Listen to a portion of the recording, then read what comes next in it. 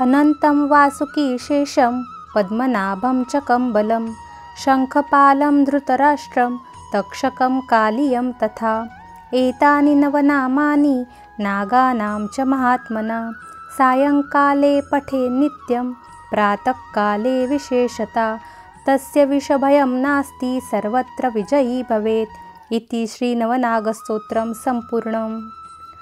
आमच्याकडे कोकणामध्ये शाडूच्या नागमूर्तीची पूजा केली जाते आणि या नागदेवतेला दूध, लाह्या आणि साखर यांचा नैवेद्य दाखवला जातो।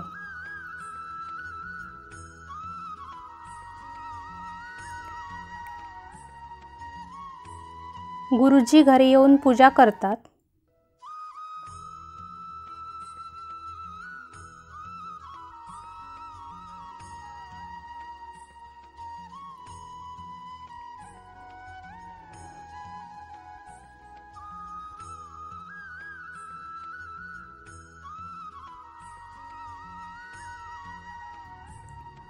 कोकणामध्ये नैवेद्याच्या दिवशी नागपंचमीला खीर किंवा पातोळ्या केल्या जातात। आज आमच्याकडे खीर बनवली आहे। नैवेद्यामध्ये वरण भात, लोणचं, कोशिंबीर, आल्याचं रायतं, वाटाण्याची आमटी, खीर असा नैवेद्य बनवला होता।